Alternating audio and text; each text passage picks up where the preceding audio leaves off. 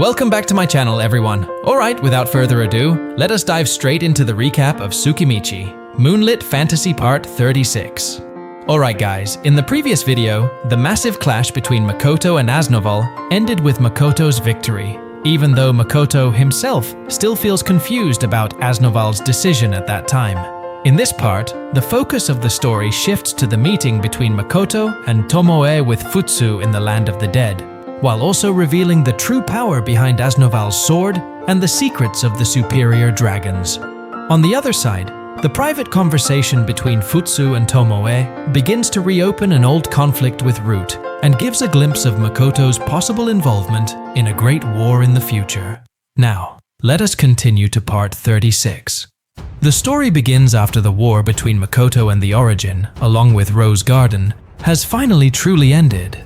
On floor 21, which serves as the resting area for the Kuzunoha company, the atmosphere slowly returns to calm. However, that calm does not last long. Hokuto realizes that something feels strange about Shi's behavior. Shi looks unsteady, walking in circles around the room while mumbling something unclear. Seeing this, Hokuto can only let out a long sigh. He strongly suspects that Ryoma, one of the assassins, may have transmitted something during the earlier battle. Out of concern, Hokuto intends to bring Shi to be examined by Shiki or Tamaki. However, Shi refuses in a childish manner. On the other side, Makoto, who observes the interaction from a distance, is filled with a sense of unease. He remembers how he destroyed floor 20 during his fight against Aznoval. There is regret weighing on his heart. He feels that he should have surrendered earlier in order to leave a better impression in the eyes of Rose Garden. However, for some reason, at that time, he chose to continue fighting until he truly won.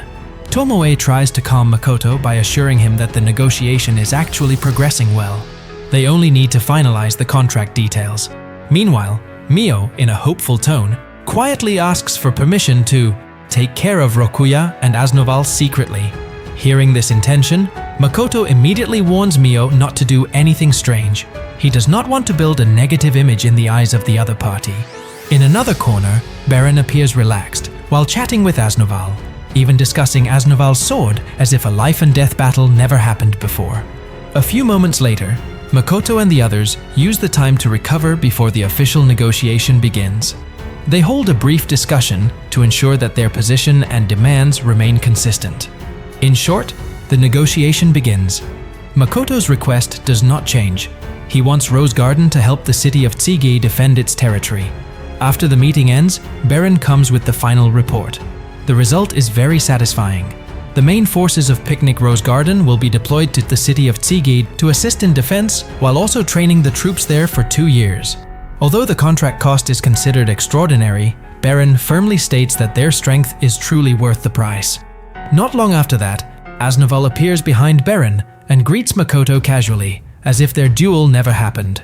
Makoto notices the sword on Aznoval's back and his armor, which is now completely restored without even the slightest scratch. After the negotiation matters are finished, Makoto asks about Aznoval's purpose for coming. Instead of answering directly, Aznoval first praises Makoto's physical condition, which appears to have already recovered. Makoto only responds with a wry smile, while admitting that his left arm still hurts. So, even though he managed to win, that does not mean he walked away without injuries. Makoto's wounds are actually quite severe, but he is able to endure them. On the other side, Aznoval should have suffered heavy injuries as well, yet his healing ability is at a level that is almost unreasonable. Now here, Aznoval finally reveals his true intention. He offers a short trip that he claims could refresh the mind. However, the atmosphere immediately becomes tense when he casually mentions that he will not bring Baron or Mio along. Hearing her name deliberately excluded, Mio's expression instantly turns terrifying. Her killing intent emerges without being concealed. Even so, Aznoval remains calm and explains that he specifically wants to guide Makoto and Tomoe to the deepest area of the prison palace. He explains his reason casually.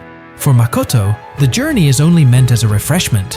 However, for Tomoe, the invitation is connected to her identity as a superior dragon. That explanation leaves Tomoe slightly confused.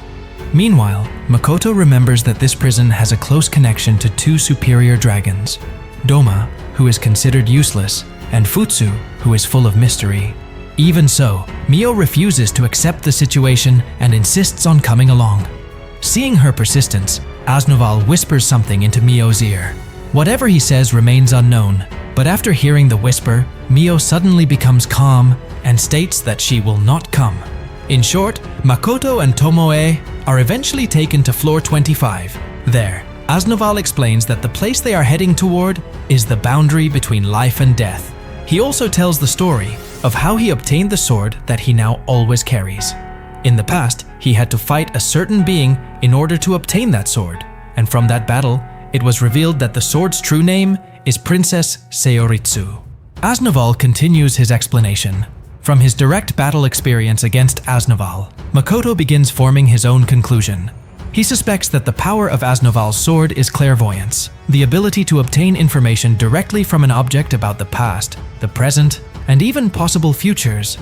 With such power, it makes sense that Aznoval already saw the final outcome of their fight.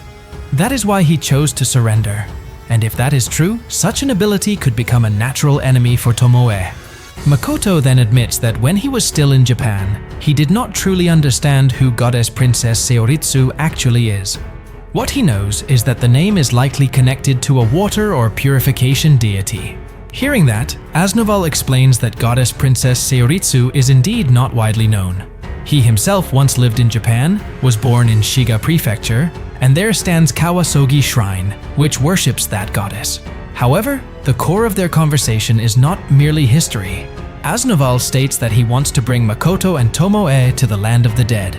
Naturally, Makoto is shocked, because the invitation sounds sudden and extreme. Even so, they continue their journey.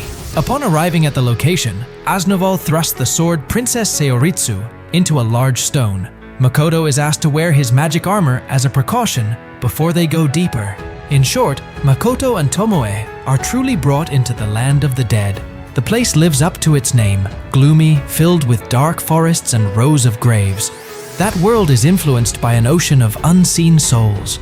Out of curiosity, Makoto asks why there are no skulls or undead creatures wandering around as commonly imagined. Aznoval immediately corrects that expectation. According to him, creatures such as zombies usually remain trapped in the human world because of resentment or regret. In this place, what remains are billions of formless souls wandering freely. Aznoval even warns that anyone with high perception ability could immediately lose their sanity if they try to comprehend this place. Hearing that, Makoto quietly activates Sakai to scan the surroundings. However, the result almost makes him collapse. His entire radar range is filled with overlapping soul reactions in numbers that are impossible to count. The information is so dense that it nearly shatters his sanity, forcing him to immediately stop the scanning process. Seeing Makoto's pale and silent expression, Aznoval explains that the strange distortion around them is entirely caused by the energy from that ocean of souls. He suggests that Makoto should ask Futsu about the details someday. However, while smiling, Aznoval also teases him, saying that if Makoto does not even understand Root's complicated explanation about interworld travel, then the secrets of this place are clearly beyond his reach. Makoto honestly admits that he did not understand Root's explanation at all in the past. That confession only makes Aznoval burst into laughter, his voice echoing through the silence of the land of the dead. However, the direction of the conversation suddenly changes drastically. Aznoval begins talking about partners and marriage. He starts guessing who will become Makoto's partner, then explains the importance of marrying sooner in order to have many children. Hearing that, Tomoe unconsciously begins imagining herself having children with Makoto, and she smiles to herself. Aznoval does not stop there. He talks about the advantages of living in an isekai world where polygamy is permitted. In theory, Makoto can marry many women. Even so, he emphasizes that the position of the first wife remains the most important. According to him, if it is not Tomoe, then most likely Mio will take that position. He even hints that without someone taking the first step, marriage will never happen. As time passes, Tomoe becomes even more fired up. She begins talking about the number of wives and hundreds of children. However, The atmosphere shifts when Aznoval casually mentions that humans have a limited productive age to have children, and Makoto is estimated to have only about 20 more years before that ability declines drastically. That amateur salesman-style provocation truly shatters Tomoe's composure. She starts seriously calculating how many wives Makoto would need in order to reach the target of 100 children, even considering his productive age limit with a face full of calculation. Tomoe appears completely absorbed in designing the future. On the other side, Makoto can only feel confused. He does not understand how a conversation in the land of the dead, which is supposed to discuss the secrets of the existence of souls, turns into a serious discussion about partners and plans to have hundreds of children.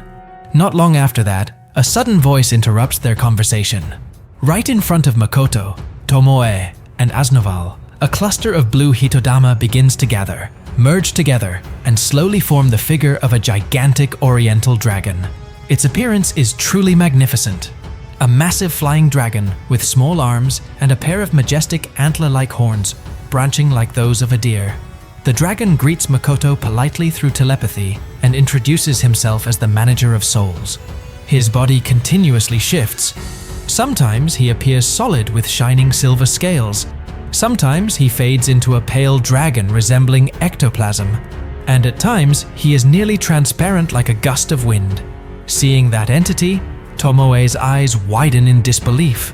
The powerful aura emanating from it clearly shows that the being before them is a superior dragon. What makes Tomoe even more shocked is the fact that there is not a single record of this dragon in her store of knowledge.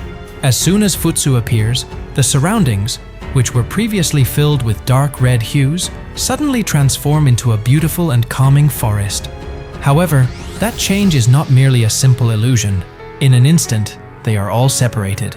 Aznoval, Makoto, and Tomoe indeed meet Futsu at the same time, but each of them stands within a different dimension. Let us begin from Aznoval's point of view. He is transferred into a world that was previously faded red, which now transforms into a forest with the shadows of wild animals in the distance. Without wasting time, Aznoval casually walks toward a thick tree trunk, illuminated by sunlight, and immediately sits down against it, as if he is resting in an ordinary park. Not long after that, an adult woman emerges from behind the bushes while carrying 2 cups of drinks. That is Futsu in her human form. The two of them begin to talk. Futsu appears surprised to learn that Aznoval was thoroughly beaten by Makoto. Aznoval himself honestly admits that Makoto is indeed extremely strong. He even realizes that if he had forced the fight to continue at that time, there is a high possibility that he would never have been able to stand before Futsu again. Aznoval recounts the details of his battle, including the power of Makoto's silver arm, which he considers to be at an unreasonable level. From his vision of various possible futures, he already saw his body being destroyed and brutally crushed by that power. It is true that Aznoval is an immortal being. However, immortality does not mean freedom from suffering. If his body is fatally destroyed, he will still experience prolonged pain. That is why, after seeing the various possible futures, he chooses to surrender. Hearing that story, Futsu is genuinely shocked. For her, it is difficult to believe that Aznoval could be defeated by a boy who has only recently appeared in the isekai world. However, Aznoval firmly states that Makoto is the most terrifying anomaly he has ever encountered. And precisely for that reason, he deliberately brings Makoto to Futsu's place, so that Makoto can gain a new experience there. Meanwhile, in another dimension, Tomoe finds herself in a place that feels very familiar. The environment resembles an Edo period-style training hall that she once built in Asura, except that there is one unfamiliar tree standing there. In the midst of that silence, a woman in the form of an Edo-era village girl walks toward her. That is Futsu in a different form. She introduces herself directly to Tomoe. Tomoe reveals that recently she has heard stories about Futsu, whose power is said to be equal to Root. Futsu explains that in the past, Root governed the sky and harmony, while she herself governed the earth and souls. However, instead of showing respect, Tomoe mocks Futsu for having once been defeated by Root. Since that defeat, Futsu has been considered isolated. In Tomoe's current view, Futsu is nothing more than a loser of the past. Futsu understands Tomoe's cautious attitude. However, she calmly explains that she does not hold any grudge against Root. The battle in the past was purely a fight between herself and Root. She does not want Tomoe to become hostile toward her because of that history. Fundamentally, Futsu has no intention of becoming Tomoe's enemy. Tomoe admits that she is still curious about the true reason Futsu challenged Root in the past. Hearing that, Futsu finally explains honestly that she could not accept being made the second wife. In the past, Mamoru intended to make her his partner, but the position of first wife was already occupied by Root. Futsu rejected that situation, and from that point, the battle between her and Root became inevitable. The atmosphere, which was previously filled with sarcasm, slowly turns melancholic when Futsu recounts the end of that story. The man they fought over lived happily with Root, had many descendants, and died surrounded by love. Futsu admits that seeing the man's happy face in his final moments erased all of her hatred toward Root. Hearing that confession, Tomoe falls silent. Her breathing feels heavy. Without realizing it, Futsu's story touches the deepest fear that she has been hiding ever since she swore loyalty to Makoto. The fear of watching the mortal figure she loves grow old and die before her. Realizing that the atmosphere is becoming too heavy, Futsu quickly shifts the topic.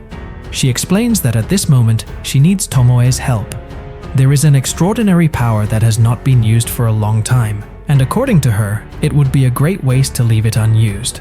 Here it is revealed that the powers of Azuma, Doma, Ryuka, Groundlancer, and even Tomoe herself were originally granted by Root. However, Futsu emphasizes that those powers have now evolved according to the growth of each dragon. In other words, Root no longer has control over the extraordinary power currently possessed by the superior dragons. Futsu then states that there is a strong possibility that Makoto will become involved in a war against the goddess in the near future. Because of that, she feels that Tomoe should consider her offer. If she helps, Tomoe can obtain additional power that will be extremely useful in that war. After those words are spoken, the training hall is once again enveloped in a long silence. Tomoe sinks into her thoughts, carefully weighing what intention and plan Futsu is actually preparing behind that offer. So that is the recap of part 36 from Tsukimichi, Moonlit Fantasy.